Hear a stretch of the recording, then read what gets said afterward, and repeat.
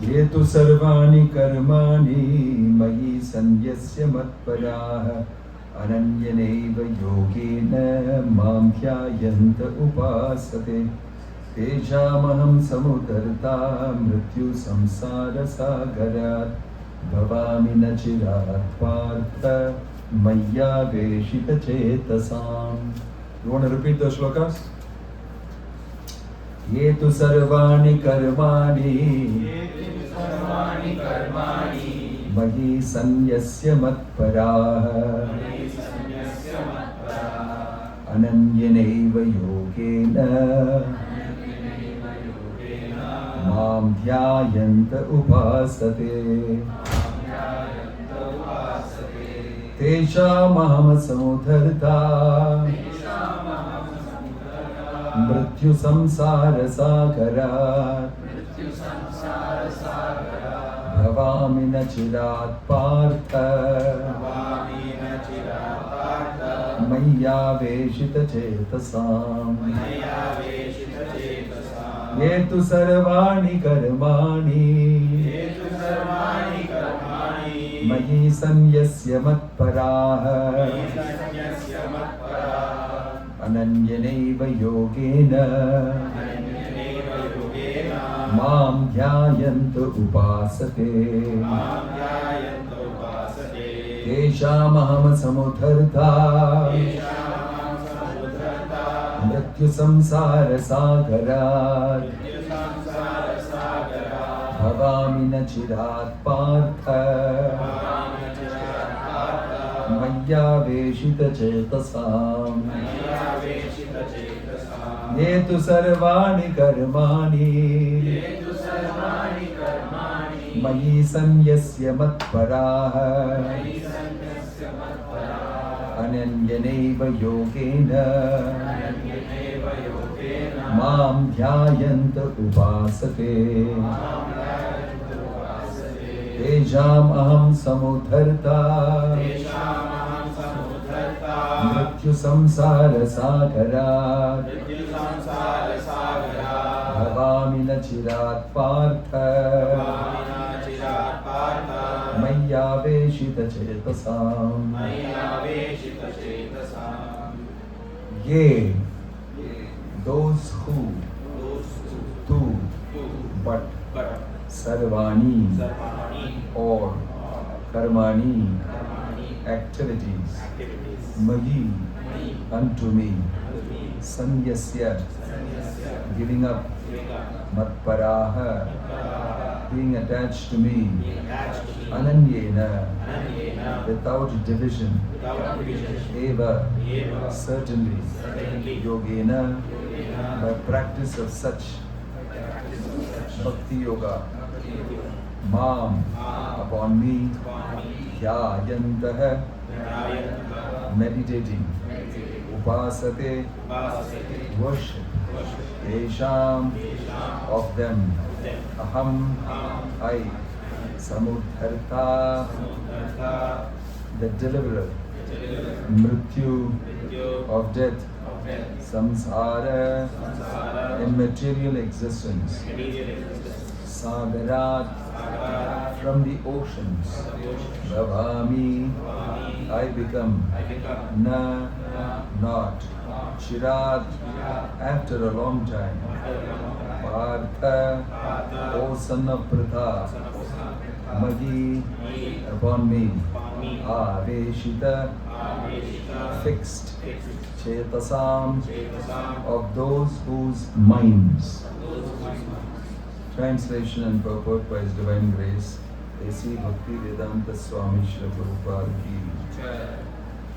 Translation: by those who worship me, giving up all their activities unto me, and being devoted to me without deviation, engaged in devotional service and always meditating upon me, having fixed their minds upon me, O son of Pratha, for then I am the swift deliverer from the ocean of birth and death.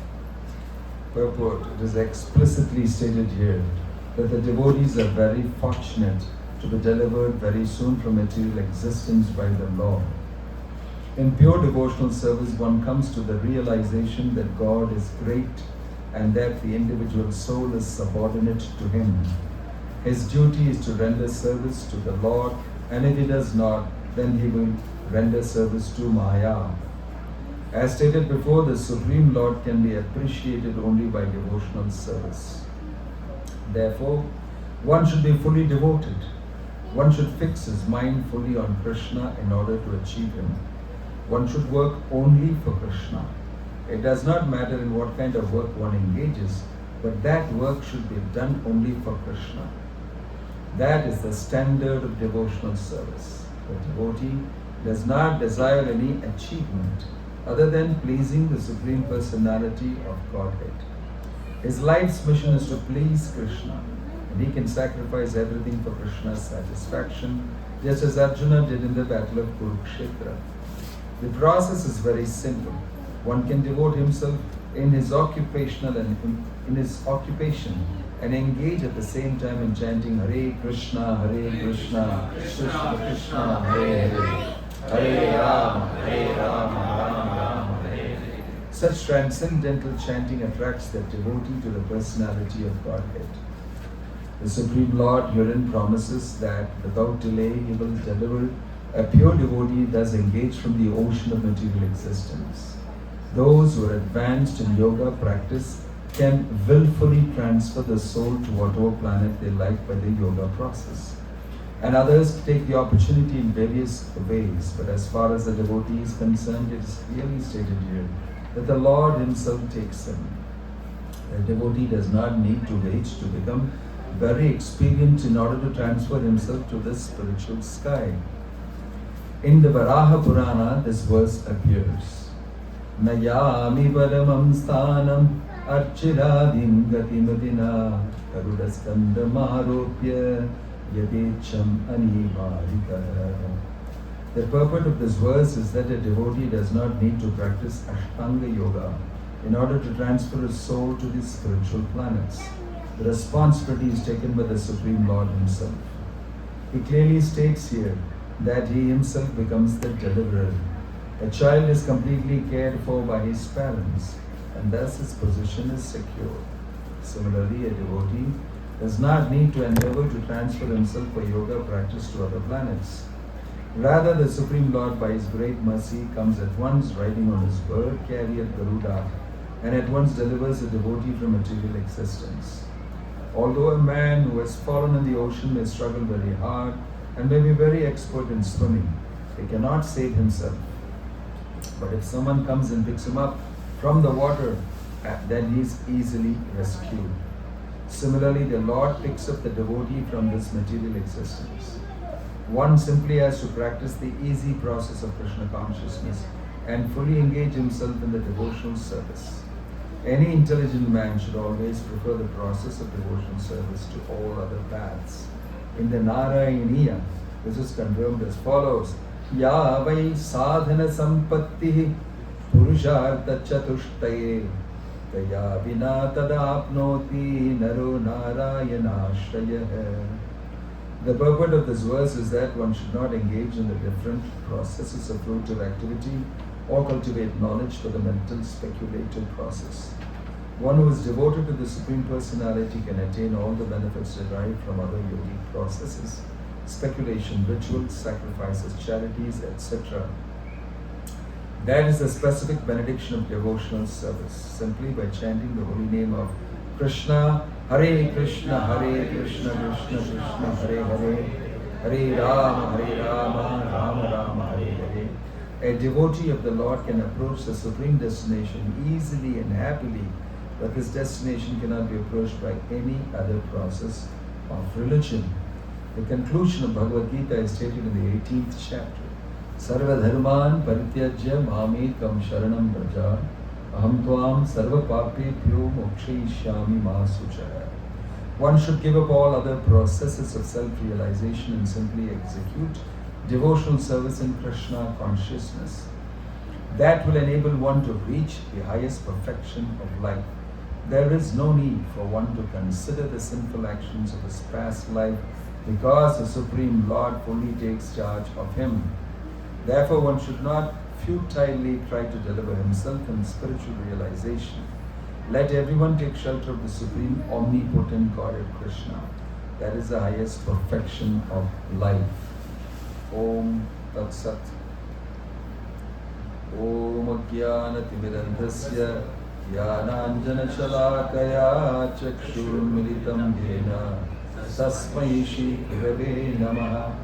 Shri Chaitanya Manobhishtam Sthapitam Yena Bhutale Swayam Rupa Kada Madhyam Dadati Swapadantikam Vandeham Shri Guruho Shri Yutapatakamadam Shri Gurum Vaishnavamscha Shri Rupam Sagrajatam Sagana Raghunatan Vidam Tam Sajivam Sadvaitam Savadutam Parijana Sakitam Krishna Chaitanya Devam Shri Radha Krishna Padan Sahagana Lalita Shri Vishakanvitamscha Nama Om Vishnu Padaya Krishna Prashtaya Bhutale Srimate Bhakti Vedanta Swami Namini Namaste Saraswate Deve Kauravani Pracharine Nirvishesha Shunyavadi Paschatya Deshakarine Jayasi Krishna Chaitanya Prabhu Nityananda Shri Advaita Gadadhara Shivasadi Gaura Bhakta Ganga Hare Krishna Krishna Krishna Hare Hare Hare Rama Rama Rama Hare Hare Krishna. Happy to be here with all of you on this weekday evening, that you've taken your time away to come and hear a few words on Krishna's instructions from Bhagavad Gita. This is a very beautiful chapter called Devotional Service, wherein it's the last of the 6 chapters in between.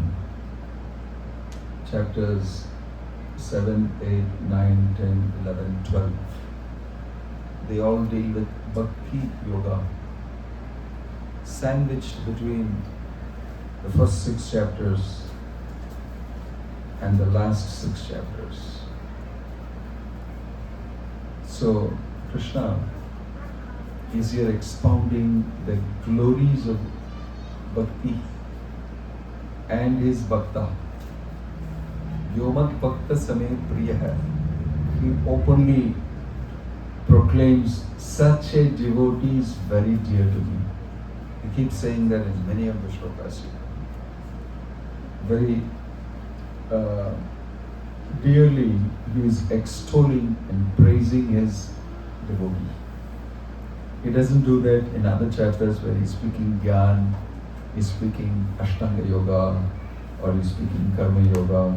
He doesn't say Yomat Karmi Me Priyaha, Yomat Gyani Me Priyaha. He doesn't say that at all. But for Bhakta, he said, such a devotee, very dear to me. Such a devotee is very excited about his devotee. There is a relation, there is an emotion that Krishna is expressing in this very nicely. So,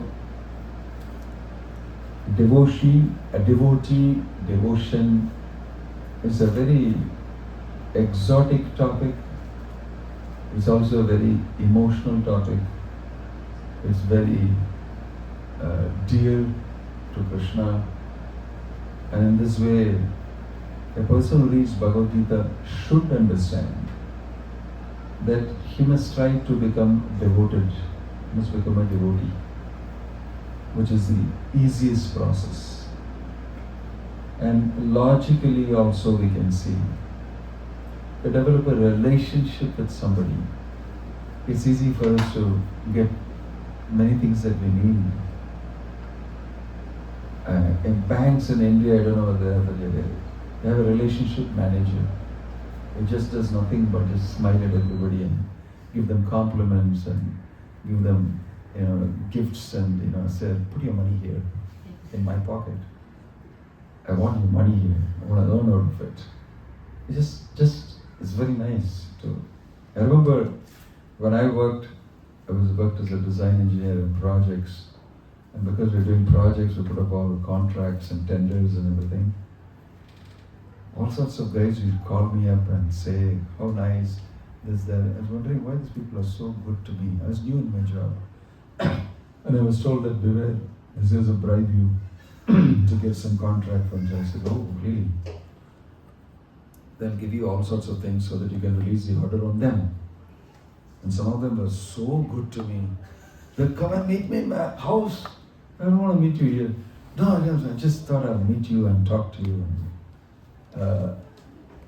So people go out of their way to establish a relationship, to get something done for themselves. And if you're not very well informed at all in this world, and you'll start thinking that how nice he is to me.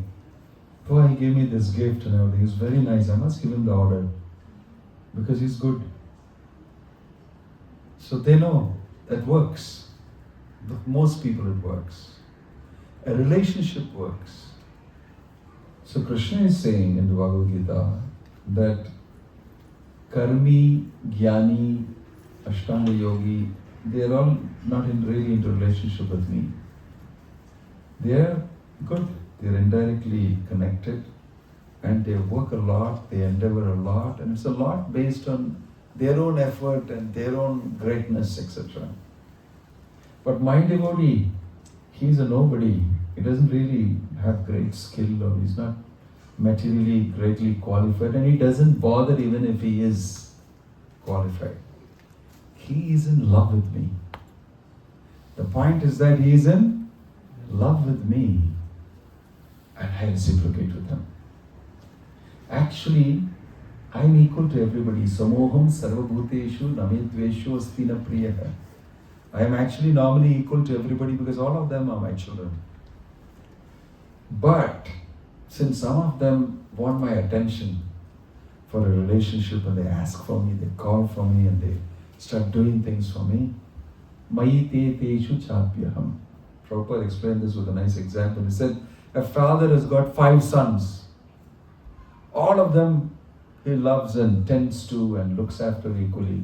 But if some of the sons, at least 2 of them, 3 of them, are all the time having a very good relationship with the father, very dependent on their father, they want father's attention, they keep asking him for his attention, he becomes inclined to them. Because they're very dependent and they're very relational. So naturally he'll give them more time and he'll become more inclined towards them. So he said it's very natural. It's very natural. So he said similarly, anybody who actually asks for the attention of Krishna in a relationship, Krishna is very happy to extend it. In fact, Krishna is hinting and saying that's the best way to get to me. That's the best way to get to me. So, here is a description of such people. And then not only that, Krishna is assuring for such a person who absorbs himself in me like this, I will deliver them personally. I will deliver them personally. Tesham aham samudarta mrityu samsara sagarat. From the ocean of this material world, I will come and deliver them. You see a nice picture in the Bhagavad Gita of Krishna delivering the person from the ocean of birth and death. I don't know whether it's there in this edition, but you'll see Garuda is coming on Garuda and swooping down and holding the devotee's hand and picking him out. It's a very dramatic expression, pictorially depicted in the Bhagavad Gita on this shloka. Tesham aham samudharta mrityu samsara sagara. I don't see it here. Yeah, there are, each edition has got different pics. This doesn't have it. But you'll see that there's a very nice picture depicting this shloka. Krishna swooping down and holding that devotee from in the waters and pulling him up. Because he becomes very involved and there is a relationship. So, actually, the Bhagavad Gita is a romantic expression. It's an expression of love. And it is hidden very nicely in all those other instructions. In the end, Krishna is saying, Manmana bhava madbhakta matyaji mam namaskuru. In the 9th chapter also, in the last shloka, is saying, Manmana bhava madbhakta, just become my devotee. He's inviting you to fall in love with him. In fact, he's inviting you to have an affair with him. I call it an extramarital affair. And everybody is authorized to have it. You're perfectly, legalized in having it because it's Krishna's statement. Manmana bhava madbhakta madhyaji. And he uses the word Mam chayo avyabhicharena bhakti yogena sevate. He says avyabhichari bhakti. Vyabhichari means a lady who maintains many relationships with men. Not very chaste. Not satisfied with one person. Krishna is saying, only me you should have a relationship with. Mam chayo avyabhicharena. Don't stick around with anybody else. Don't invest in anybody else. Only me. Mam chayo avyabhicharena bhakti yogena sevate sagunan samati taitan brahma bhuyaya kampate. If you read very carefully in Bhagavad Gita, Krishna is asking for it. He's actually opening himself and saying, you can very easily fall in love with me because of all the great assets that you're looking for. And if you just meditate on it a little bit, you would definitely fall in love with me. And I can guarantee you, I will not fail in my relationship with you. That's also being said by him. I will not fail you in my relationship like all others have done to you in the past and so many times. They've done it, I will not fail you. That's what he's mentioning. I'll come and deliver you, take you away from here. And we can both have our relationship strong and exclusively based. These are all words and expressions of love. Openly you can state it, you can see it, you can read it. But it gets lost among all other instructions to do with Gyan, to do with yoga, to do with karma and all that, which is what mostly people get stick around with in religion. Religion means it's all about execution of duties, rituals, ceremonies, and you do this, you get that, you do that, you do this, do this nicely and be paka and following this, etc., etc. And you get very involved in all those things. But Krishna is saying, to hell with sarva dharman parityaj, to hell with all those religious rules. Mam ekam sharanam praja, only me you look into. And I'll do everything. Ma sucha, don't even worry about it. Don't be afraid of breaking all these religious rules. Just fall in love with me. Because the purpose of religion is that, is to fall in love with me. Is to come back to me. That's what most people don't understand in religion. This is an explosive, volcanic statement made by Krishna in Bhagavad Gita. After answering all Arjuna's questions on duties and this and that, he was saying, to hell with everything, dump it, just fall in love with me, let's run away. This is a statement. Sarva dharman parityajya mamekam sharanam braja aham tvam sarva papi. I'll protect you from everything, even the sins you have done. I'll clear all the bank account of that. Ma sucha, don't worry. Don't worry at all. I can do it. I'm God. I can clear up all those things. If you simply fall in love with me. You have the capacity to do that. I have the capacity to reciprocate immensely with you. Why don't we do it? What stops us? So the secret of the Bhagavad Gita is this. It's easy. It's easy if you develop a relationship of love. You get very special attention from Krishna. But the amazing thing is most people don't do it. Although the offer is there, most people don't do it. Everybody wants to be hard-working personalities who will actually, by their effort, work and enjoy the fruit of it, and suffer in this world, and then get successes, and then in this way say, "Great, I did it." They were very busy demonstrating to themselves, validating themselves in material activity, and finally at the end of it they die. At the end of it, they are dead. Everything that they did is also brought to naught, null and void. And they start all over again. Punarapi jananam, punarapi maranam. This is the saga of the soul. This is the saga of the soul. Repeatedly he tries and repeatedly he fails. Why? It's designed to fail. It's designed by Krishna is saying that also in the Bhagavad Gita. It's designed to fail and give you disappointment. Dukkha alayam ashashvatam. Ashashvatam. It's temporary.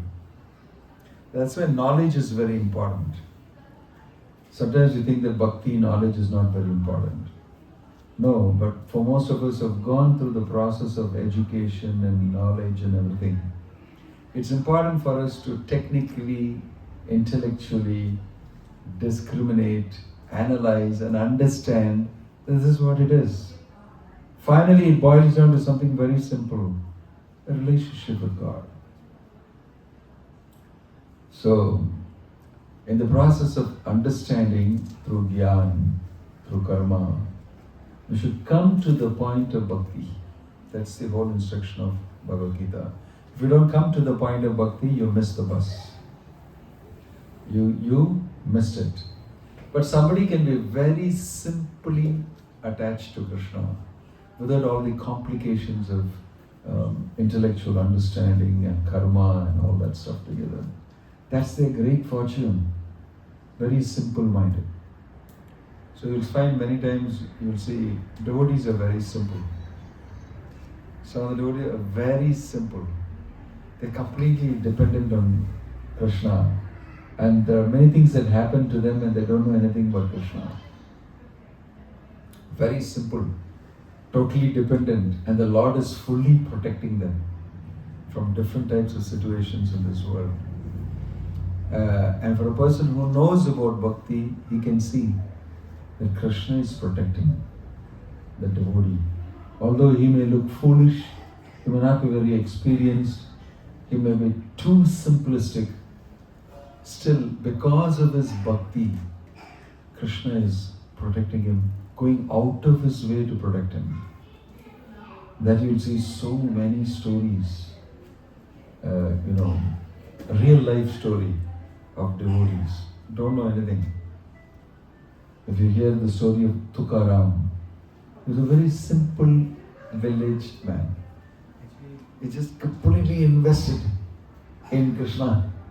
He does not know anything else but that. All these stories tell us that Krishna pays great importance to devotion. Not to jnana, not to your karma, not to your great, skill and that and this. It's simply devotion. Sometimes it's very difficult for all of us to be simple. It's easier to be complicated. By default, every one of us is a complex individual.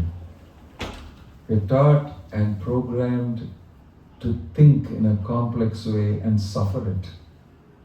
But we're given a chance that is simple. We don't know, how can you be so simple? It's not so simple. Yanastaya narorajan nat pramati takarichit dhavan nimilyava netre naskale napatetiha. This thing is being spoken by the Navi Yogendras to Maharaj and Nimi in the Bhagavat. Very beautifully he's saying, you won't believe it what I'm telling you. Yanastaya naro rajan, O king, I want to tell you this. Na pramadhita karichit. There is never any confusion in bhakti, there is no difficulty, there is no obstruction, there is no challenge. Na pramadhita, you will not feel anything confusing. Dhavan nimilya va netre. Dhavan means to run. Nimilya means close your eyes. Your eyelids, close it. Netre means eyes. If you close your eyes and dhavan means to run. If you close your eyes and run, what happens on this highway? What happens if you close your eyes and run on this highway? You will definitely bump into a speeding car and kill yourself. But in the process of Bhakti Yoga, naskale napateti. You will not fall, you will not trip, you will simply walk into Krishna's arms. And he's telling, you won't believe it, what I'm saying. This is the path of Bhakti, is like that. Naskale napateti. You will neither trip nor fall, you will simply run into Krishna's arms, waiting for you. This is the greatness of this process of Bhakti, devotion, falling in love with the Lord. That's why it's glorified. And in this age, Chaitanya Mahaprabhu, who is Krishna himself, he has come and he has made it even more easy by asking everybody, okay, I mentioned things in the Gita, you guys didn't catch it properly. You sort of got very complicated with your life and you're not listening to what I'm saying, not able to, because you're so, unfortunate. So I want you to just open your mouth and vibrate with your tongue this Hare Krishna, Krishna Krishna, Hare Hare, Hare Ram, Ram Ram, Hare Hare, and I'll awaken your love for me. And this way you'll be able to fall in love with me easily. So Krishna is so eager. Prabhupada always told us, God is very kind, very merciful, very interested in us. And He's doing all sorts of things to get us to take a step forward. And we are very stubborn. And we are dragging our feet. And we have problems like no faith, this problem, that problem. And we are not able to heed. They're not very simple. Krishna is asking you to be very simple and fall in love with Him, but we find it difficult. This is the meaning of material life. Material life means complication. And we're addicted to complications. We're addicted to complex situations. And we grapple with it. And we think that's the way to go about. So in the life of devotees, you will see there are so many amazing stories of devotees, simple devotees. I'm from South India. I move around a lot there and conduct some preaching activity. There is a temple called Guruvayur in Kerala. How many of you know about it? Yeah. Like in Karnataka, you have Udupi, in Tamil Nadu, you have Ranganath Swami, and Sri Rangam. Kerala, everybody knows Krishna by the word Guruvayurappan, the Lord of Guruvayur. There, that deity, the four-handed deity, which is dressed always as a two-handed Krishna form, he is the deity whom Vasudeva and Devaki worship to get Krishna as a son. And Prashni and Sutapa worship to get Prashni Garbha as son.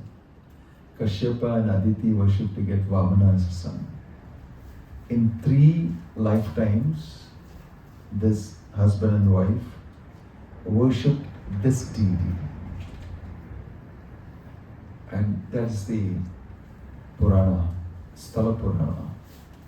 And that deity was brought by Guru and Vayu, Brihaspati and Vayu, after Dwaraka sunk in the waters. And Rukmini is supposed to have worshipped this deity too. And it was brought, and then Lord Shiva, who was in this place, there's a Rudra Tirtha on the backside of the temple. So it's a very beautiful place.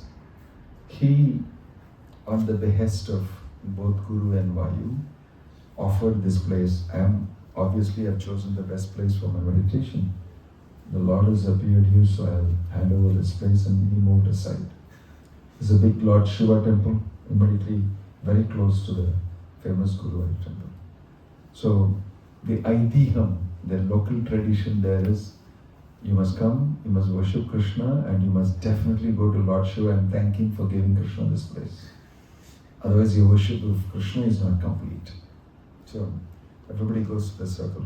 ISKCON has got a property between these two temples. She fought tooth and nail for so many years in court cases and everything. Good property. Anyway, that's on the side. So there are stories of so many wonderful devotees. I thought I'd choose a story we may not have heard about. There are lots of devotees for Guruvayur and the local Keralites. And there was a very proud Nambudri Brahmin. Their Brahmins are called Nambudris. They have a shikha that comes in the front like this. Shikha mostly goes on the back side. They have shikhas that come in front. In history you'll see them, they're very powerful Brahmins. It's supposed to be descendants from Parshuram, who created Kerala by throwing his arasu into the waters. And the water receded and Kerala was created for them. So they became proud, saying that we are all descendants from, authorized by Parshuram and things like that. They became very proud. So now, of course, this is Kali Yuga and Nambudris are not so much powerful and strong. So this particular Nambudri devotee, he is Guruvayur devotee, but is also puffed up and proud a little bit about his learning, his status as a Brahmin, everything. And also number one Kanjus. He's quite rich, but he will never give a donation to the Lord so easily. But it so happened that he was struck with this arthritis. And so he was taking this Ayurvedic treatment every day. And he did a sankalpa, my Lord, if you cure me of this, I'll give you a big donation. Every day of the treatment, I am putting 1 coin. Those days 1 coin means a lot. Out of my wealth, every day 1 I put in a special hundi. And the doctors told me it's taken 3 months to, after all this treatment, I've become all right. So the 3 month savings, I'll come and give it to you. This was his sankalpa. And he was taking the treatment every day. Powerful man. So the Lord was reciprocating with him according to his belief. And on the other side, there was a very simple, simpleton village man who was not so smart and not so, able to earn for his family. And his wife was telling me, what a person I got married to. How can I run a family without money? My husband can't earn. And he used to feel very bad about it. Useless husband. So he would run away to the temple and go and do miscellaneous types of things for all the pilgrims and everybody. They give him some tips here and there. He would collect it and bring home and give her the money. And she'll ask him, what job are you doing? He said, you don't have to worry about all that. I'm giving you the money. You manage home. So he's just eking out a living somehow. But always in anxiety, you don't have a job, anything can happen anytime like that. And then one fine day his wife told him, listen, this type of money is no use. What about the daughter getting married? It requires quite some money for the daughter to get married. Okay? So do something about it. Get the money. You think that anybody will come and marry your daughter if you can't afford some dowry, some this thing and all that? Who's going to get your daughter married? And you can't be such a simpleton like this for so long. I had enough of this. You gotta get the money for him. So it was a very heavy burden for him. It's a very simple guy. So he would go every day to the Lord and pray, what can I do? My wife is, what can I do? Early morning he will lay before she starts talking himself. And he come late night and creep inside and keep the money there. But every day she'll catch hold of him and say, I told you, you got to get the daughter married. You need big money. And so he was going and praying to the Lord, and nothing was happening. He was getting only his little bakshish here and there and bringing it. No big money. So he was very anxious. So the Lord came in his dream one day, Guru Ayyappan, and told him, why are you worried? You are my devotee. I have arranged for you money for your daughter.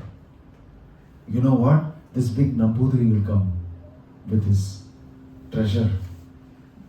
And he has promised to give me so much from his treasury. It's all for you. You take it and you use it for your daughter's wedding. He will come there and he will lie down. He will take his bath in the pond before he comes and sees me. It's a Pakka Brahmin. So first he'll come take his bath and do his Sandhya Vandanam, his Gayatri Japa and everything. He'll do all that there. And he'll come with his coterie of people. He's a very rich guy, powerful guy. And his doctor also will be with him. He's going to come for darshanam so day. So he has got a bag with him. You just take it and go. And you get it out of marriage. So the got up in the morning and said, my gosh, I've become, something is wrong with me. I'm dreaming that God is telling me to steal. How is it possible? It's morally, ethically wrong. I'm sure He's not telling me this. How can He give me direction to go and steal somebody's wealth? Something is wrong. You know, I'm in great trouble. So he went and again prayed to the Lord. He said, I'm going cookie. All sorts of things are happening to me. You better arrange for something. The Lord came again in his dream and said, no, why don't you listen to me? I'm not asking you, it's mine, you're going to give it to me. So it's mine. You take it. I'm giving it to you. You understand? He told him that. So again he reconfirmed it. In the morning he got up and became even more disturbed. My gosh, I'm supposed to steal. I've never done this in my life. So, but the Lord has told me to do it. So on the fixed day, he crept up to the pond and he saw that he's lying down. And there are several people around him, 2 people giving him massage, another 2 chanting some Vedic hymns for him, and the other 2 waiting on the side. And he's a big man. And he saw right close to his ears, he has kept that big, this thing. Very careful also. It's a conjuice to keep very close while he's taking his own bath. So I'm supposed to do this? It's really true. I can't believe it. So he peeped and he saw that. He said, my gosh, how will I do it? But Krishna has said so. There's no other go for me. He climbed down slowly into the pond. He walked down and he pretended like as though he does not know anything. He came close and bent down low, picked up this thing and started running. But this conjuice, he said, he's been taking my money, and he started yelling. And he turned around on his bed and he massaged this thing, mat, turned around and said, catch him. But all these guys are wondering, what? Catch what? This is a little crowd also there. And he's taken a catch what? Catch whom? He's taking my money. And he disappeared into the crowd, running. He took that and he was closing his eyes and running to the temple. He knows nothing else but the temple. This old man, Nambudiri, got up and found his assistants don't understand what's happened. He got up and started running. He got up and started running behind him. My money. He's so attached. He's a real conjuice. He went behind him. And this simpleton devotee ran straight into the temple, into the crowd. It's a big, crowd that day for darshan. It's Malayalam first month. Every month, first day of the month, people come to take darshan. It happened to be that day. So he ran inside. But this guy with his oil and with his towel was running behind him. Catch him, thief! And it was a big scene. Everybody is watching what's happening. And the simpleton watched and said, my gosh, he has got up and is running behind me. My Lord, you asked me to do this. So they started going round and round the temple. This guy told me, he's taking my money, he's saying, and this fellow running, I don't know what to do, where to go. Yani kani chapapani, I don't know where to go elsewhere. He's a very simple guy. So and then this Nambudiri stood in front of the Lord, unable to run anymore, and said, this is very unfair. This is very unfair. How is he taking by this thing and running away in this thing and you're not doing anything? It's happening in your place. So there's a booming voice that came out from inside, talking to him. Oh dear devotee, Brahmana, why are you worried? What did you give me that for? What was your sankalpa? That I should cure you. How did you run? You're a guy who couldn't even walk 2 steps to your bathroom. So what's your problem now? You ran and came, chasing him. You're cured. What's your problem? I have accepted it. Whatever you've given me. Don't worry. And then he knew, oh gosh, I've become alright because I ran behind this fellow. Money, I forgot everything else. I ran. I didn't even know that the Lord has rewarded me already and I've become alright. And then finally the running came to a close because he was not interested in chasing him anymore.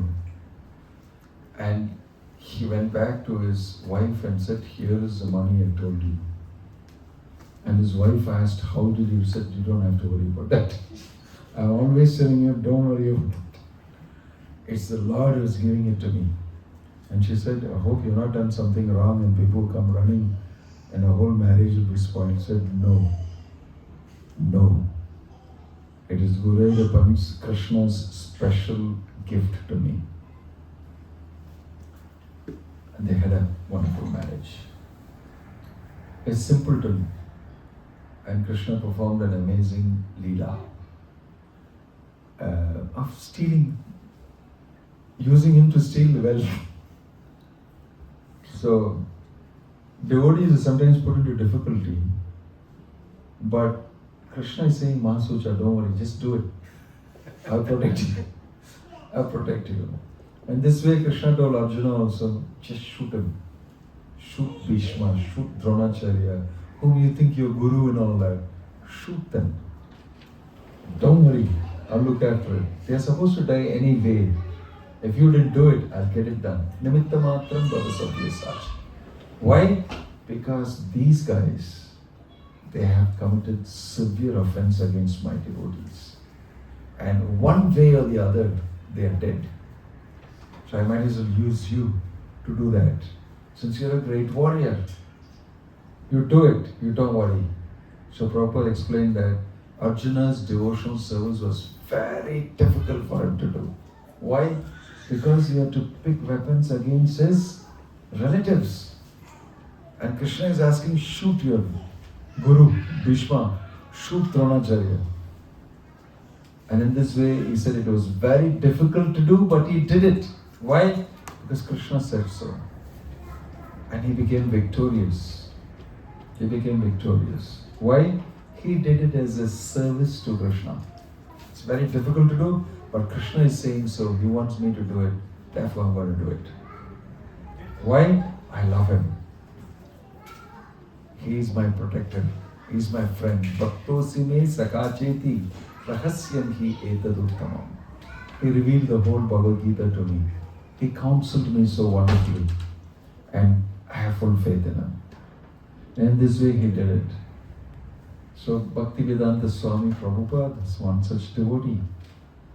He took up a very arduous task of traveling when you are 70 years old and a free ticket on a cargo ship with 2 heart attacks affecting him there. And he decided that, no, I'm going ahead because it's Krishna's work that I'm doing. And it's his responsibility because I'm executing his order. To preach in the Western world is the order given to me by my Guru. And many people will get to know Krishna consciousness. And I'm just going to be an instrument. I'm a nobody. I don't know anything much. I'm a simple guy. And he was writing that in the diary, in the Jaladuta diary, you'll see it's so pure and simple and straightforward. And he uses the word, I will become your puppet. You can make me dance.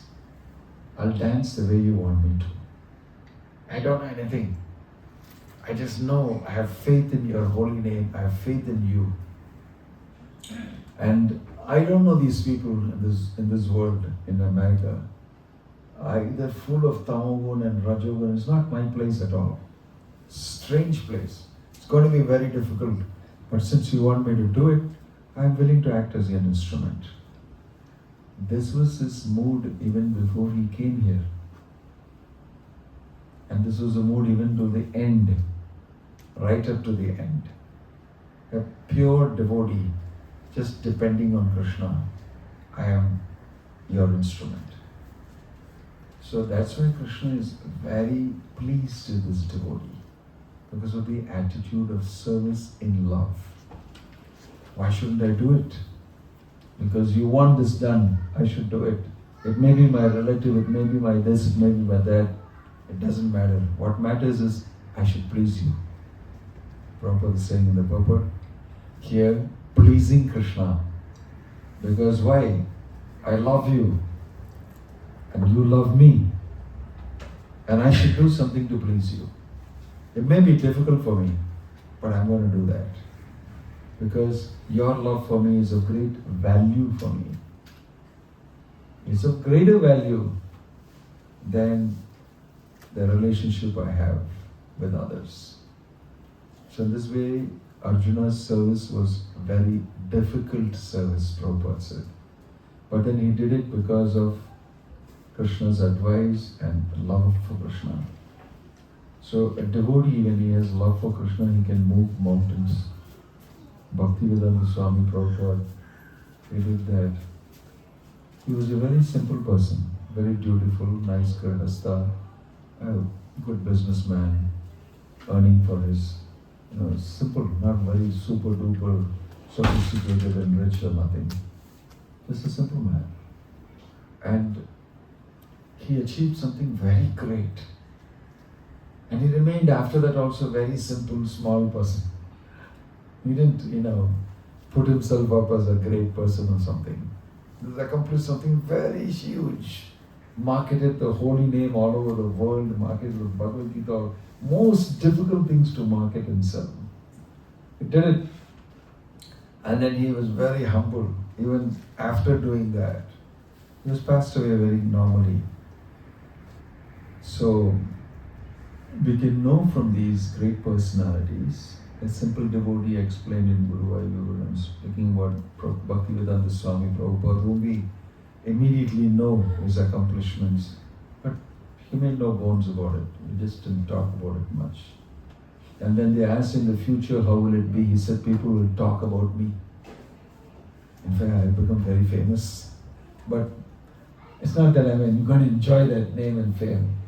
He's stating it as a fact that when the devotee does in the future, how it will be our moment and as times to come, he said, people will talk about me and that person who came during the dark times of human history and changed the course of human history by introducing people to the chanting of the holy name.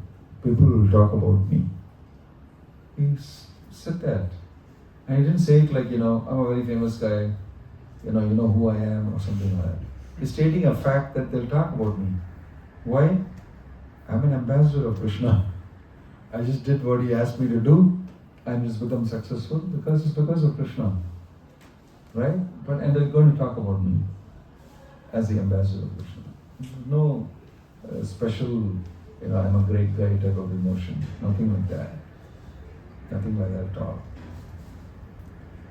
So, devotees of the Lord are very happy to be given an opportunity to serve Krishna.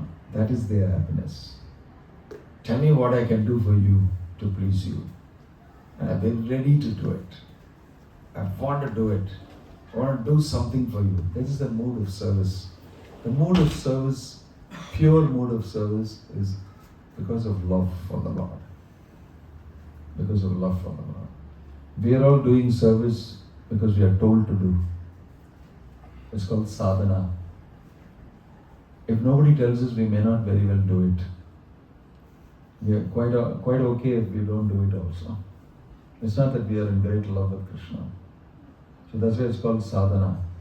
Generally, sadhana means you do something that you don't like to do. Actually, that is sadhana.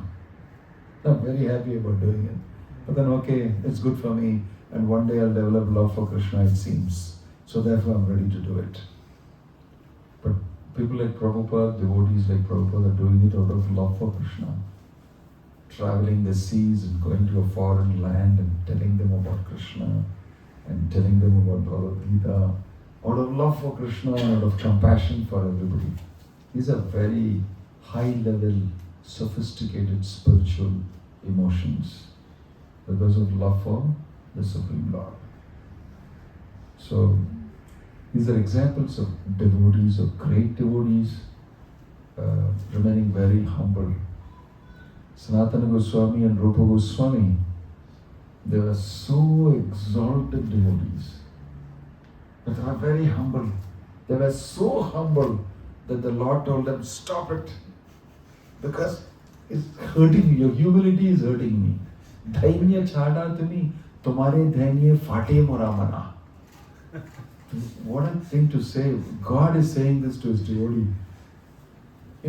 Please stop this. I can't stand this humility because it breaks my heart. God is speaking this to his devotee. You're so genuine, so pure, and so loving to me that, you break my heart. Stop saying these things. Because he was groveling and on the floor crying and saying, I'm a very low class person. I work for a king who's a Muslim and I must be very fallen. Please help me, please save me, please. So pure and 100% humble. And the Lord said, stop it. It's hurting me. Your humility is, tumhare dhainya fate mora mana. Your humility is breaking my heart. This is the expression from the Lord. So you can imagine genuine quality. And it's not that, it's Krishna-induced quality. It's personal expression of the devotee. So, purity in love brings such amazing qualities in a devotee. Detachment, renunciation, simplicity, no unnecessary desire, a very minimalist attitude towards requirements, and yadricha labha santushto. If you so desire, you may give, otherwise I'm okay. I'm happy rendering service to you. Madhavendra Puri was also like that. He was so attractive because of his purity and his love. He was so attractive because of his purity and his love. If nobody gives him anything, he'll not eat. That's okay. Krishna is not, going to arrange anything. It's okay. I'll just fast. I'll just keep quiet. I'll just chant japa and I'll just do some seva for the Lord and keep quiet. So it became the Lord's burden to feed him. So he came there with a pot of milk and said, you don't have to do these type of things. Go hungry and all that. This is Vrindavan. If you're hungry, just ask. Anybody you ask, they'll give you. Everybody will give you something for a person, sannyasi like you. And because you're not asking, I have to come and give you, look after you. Here is some milk, drink it. Please drink it. It was so moving that Madhavendra Puri saw him and said, what a nice looking boy. And he just started getting attracted to him because he was Krishna only. And then he drank the milk and went to sleep and dreamt about that boy because he was Krishna, telling him that I was waiting for you. I am actually in the bushes here, suffering. I'm waiting for you to come. So many people came, but I didn't tell them to pull me out. I was just waiting for you to come and take me out. You're the person I want to ask this service of. In this way, the intimate relationship of the Lord and his devotee, exclusivity. That no, I want you only to do it.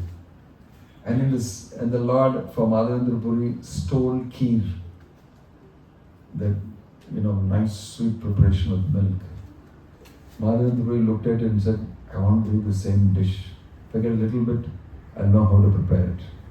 Then immediately said, oh my gosh, how am I doing this? Even before it's offered to the Lord, I'm thinking of eating it. Maharaj, I'm a very low class man. I should go away somewhere and chant more japa. So sensitive.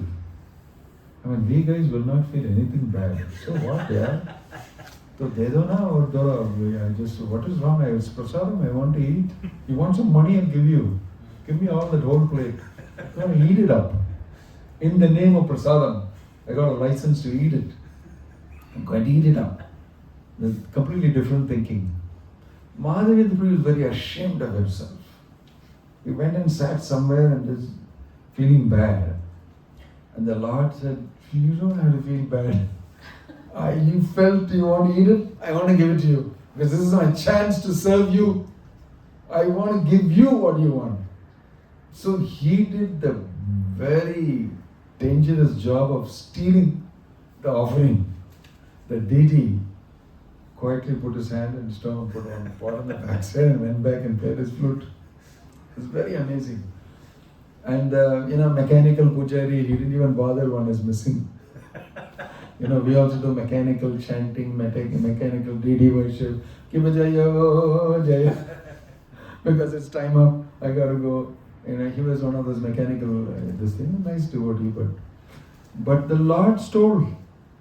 The Lord stole. And then he came to the mechanical pujari and said, listen, you've done your job very nicely, but by the way, I stole a pot. They saying, you didn't notice it because you're anyway doing mechanically, you won't notice it.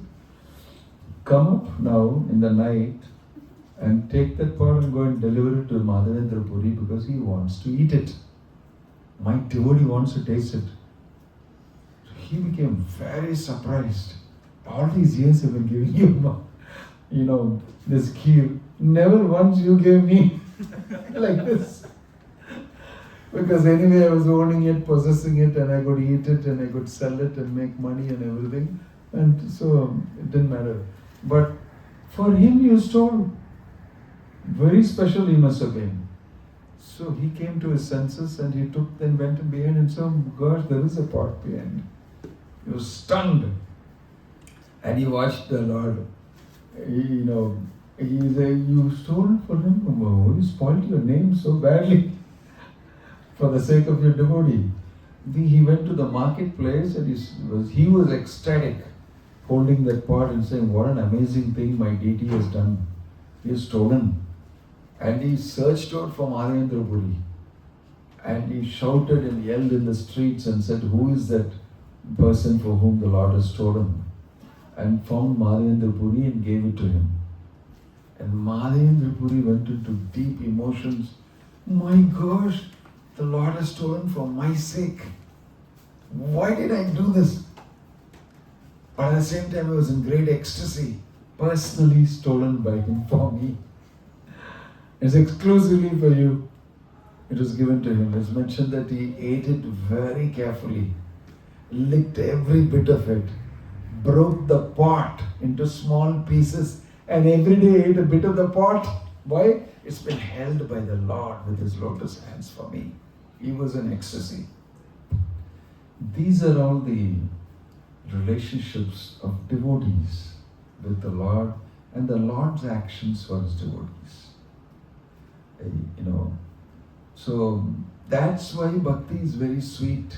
The Lord gets conquered by the devotions, the devotee's devotion. And he will go to any extent to do, both of them will go to any extent to do anything for each other. So that's why I said it's a real, genuine romance. It really takes place. And the amazing thing is that Krishna can fall in love with everybody and maintain an exclusive relationship with each one of them. Each one of them. And each one of them is not going to think that, you should not have a relation with anybody else. They also know that I have a sense of belonging with Krishna and he will deal with me accordingly. So this is the amazing thing about Bhakti. And so that's why in this 12th chapter, if you read very carefully, he's glorifying his devotee, repeatedly saying, Yo mat bhakta same priya, Yo mat bhakta same priya. In every shloka he will say that. Because he's in ecstasy about his devotee. there's a meaning of personality and personalism. God is a person and He has emotions and feelings of love and He has a relationship with all of us. Why don't we awaken that and live in that relationship? That is the International Society for Krishna Consciousness, which Prabhupada started to help everybody to awaken their love for God and be happy. He wanted everybody to be happy in Bhakti. Om Tat Sat. Shri Prabhupada Ki Jai. Hare Krishna.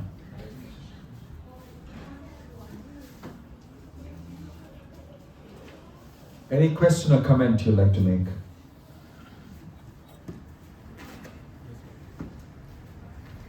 Yeah, go ahead. What's your good name?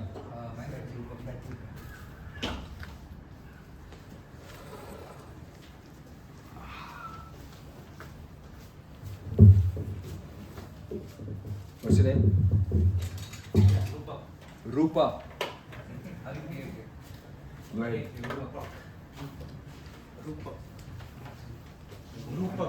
Rupak. Okay.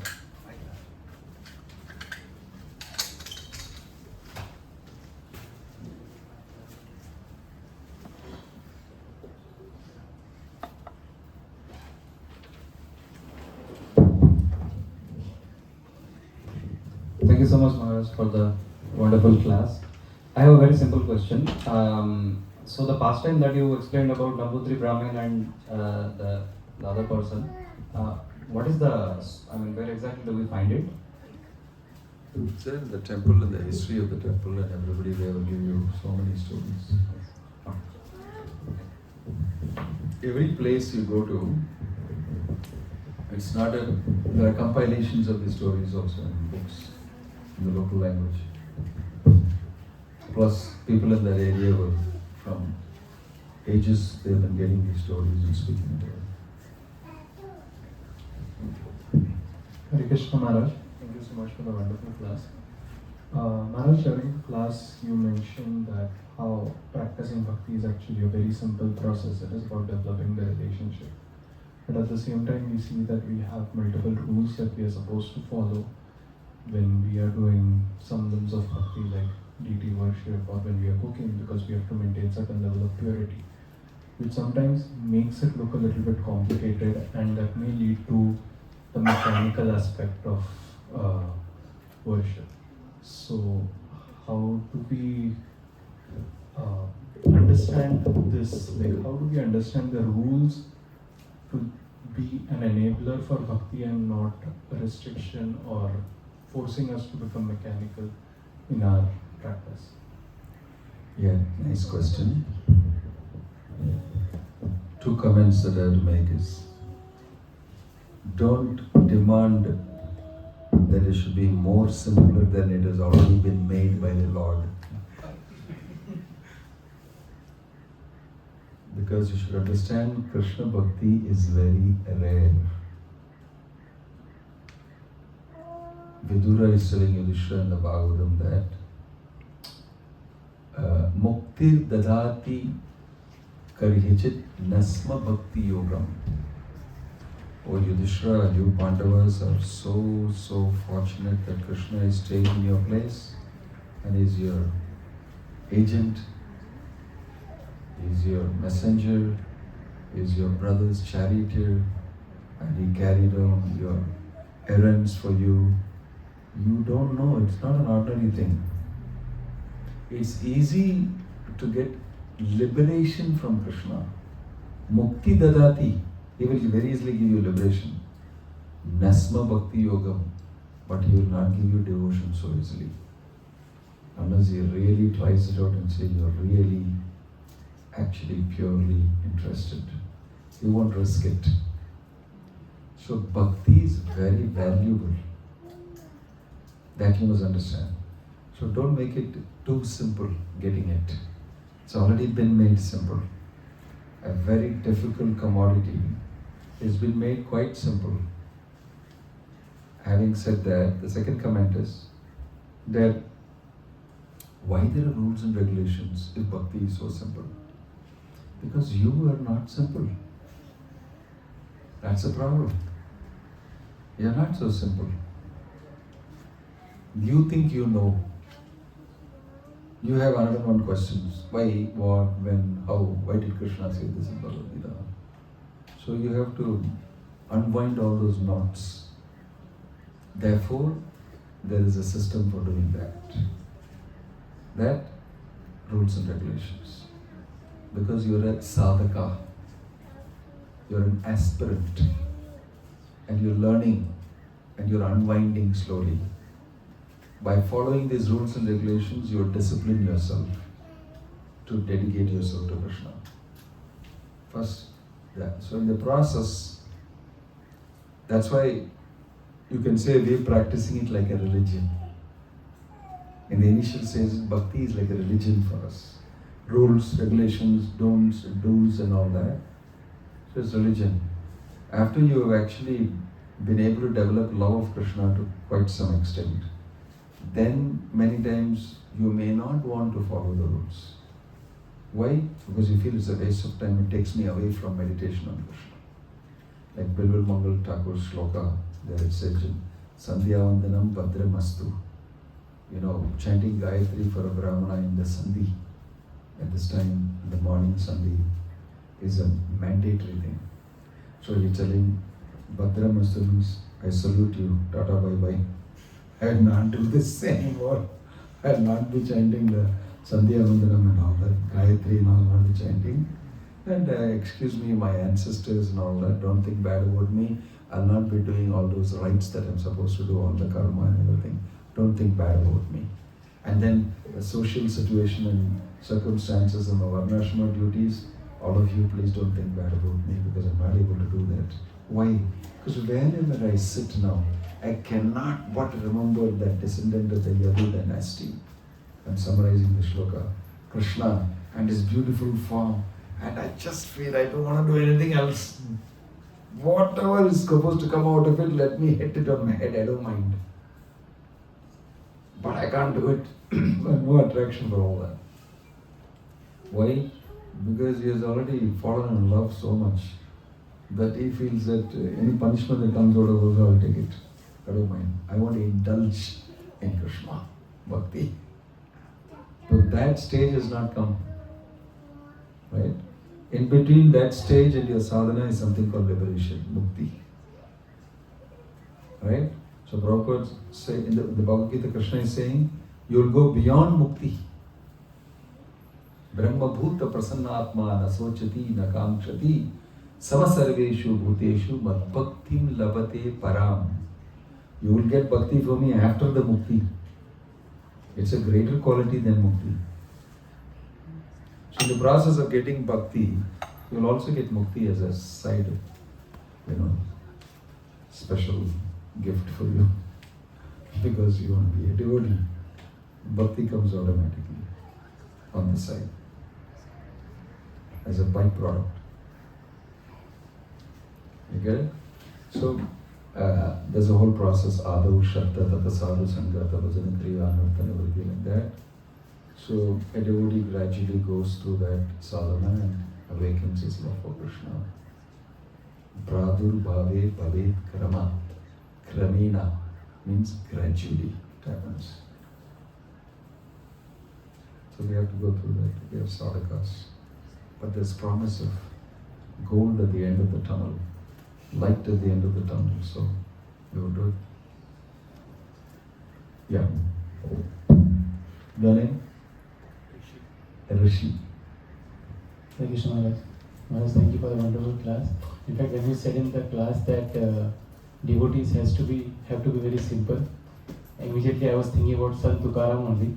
2 days back, I was hearing one class and one devotee was mentioning that if possible, watch the movie Sant Tukaram. During the COVID, all devotees watched Tukaram. Yeah, so that was time flying all over. Yeah, so that's when 2 days back I was watching.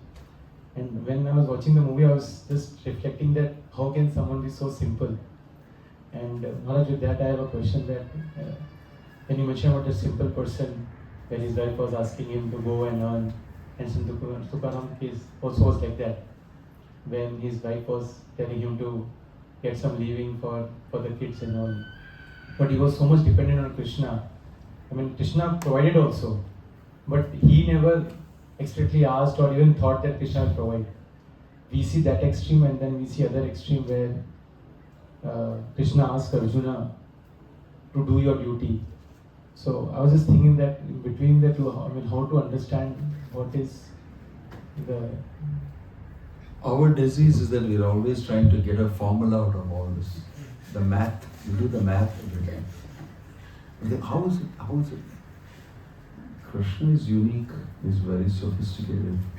And each devotee he deals with differently. And there is no one way, 2 way, 3 way, 10 ways of doing it. There are multiple ways. So many, according to the different devotees and different times and circumstances. The taste of bhakti he enjoys.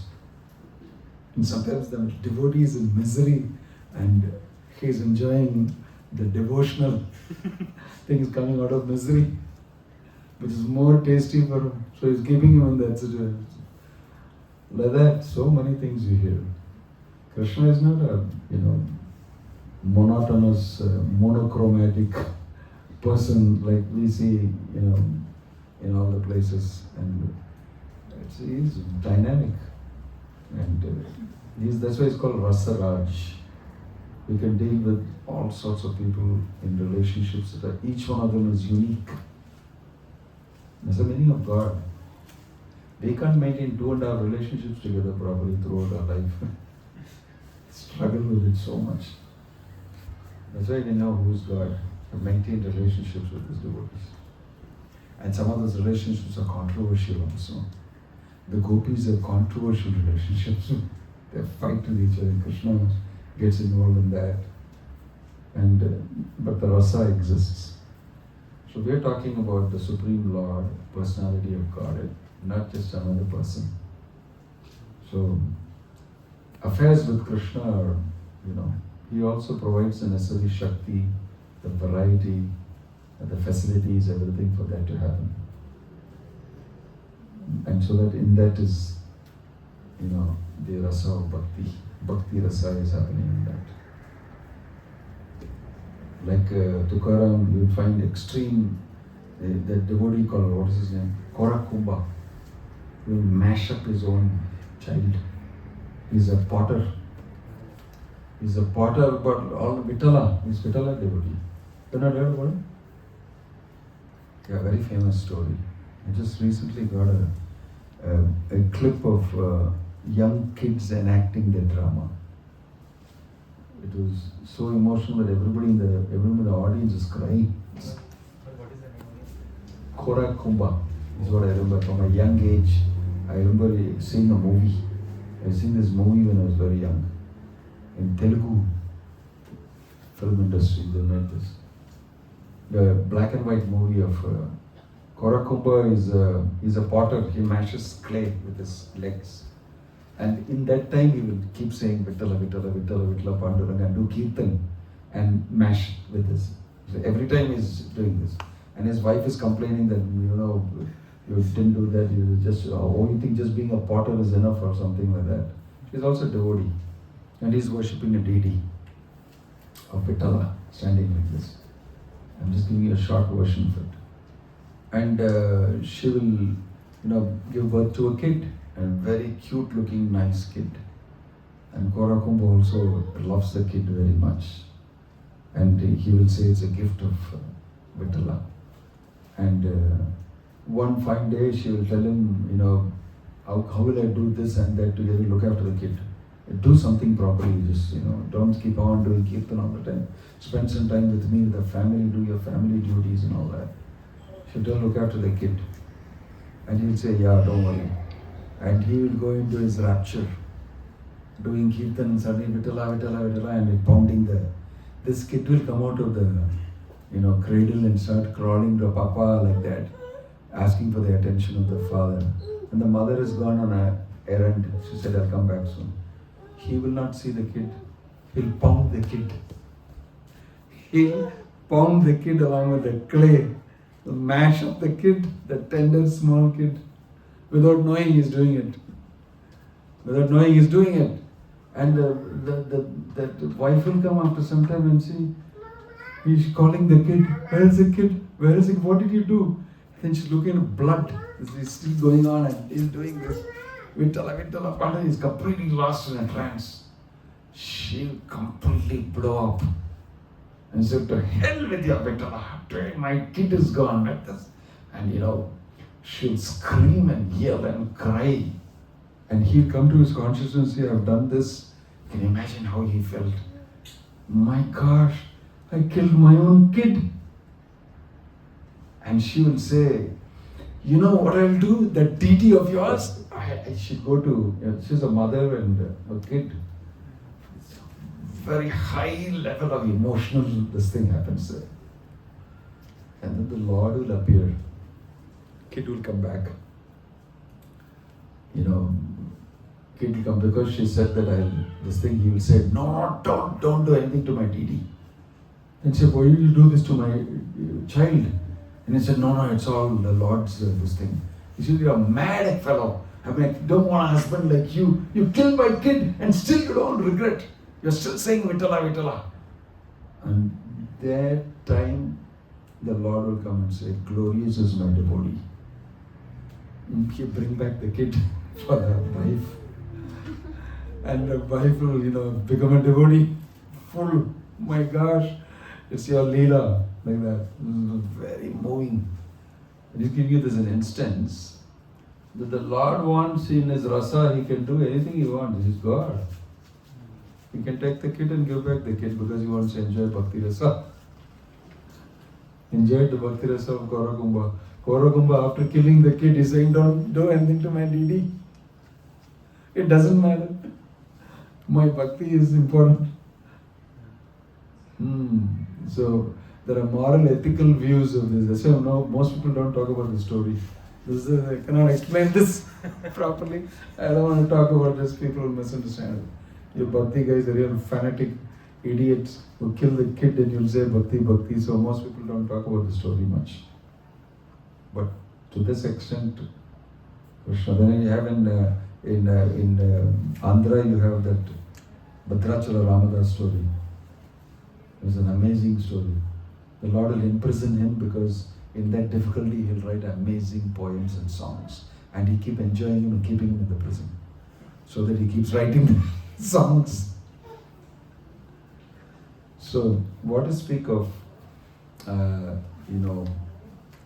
he's not just monocolored, monochromatic, relationship. That's why Krishna is Rasaraj. And the devotees in all shapes and sizes have a relationship under any situation and circumstance. Bhakti doesn't die. Bhakti only anandam putivartatam patipadam purnam taswaranam. That's the greatness of Bhakti. That's why it's been glorified. Okay? Om Tat Sat. Hare Krishna. Srila Prabhupada ki Jai. His Holiness Bhakti Vinod Swami Maharaj ki Jai.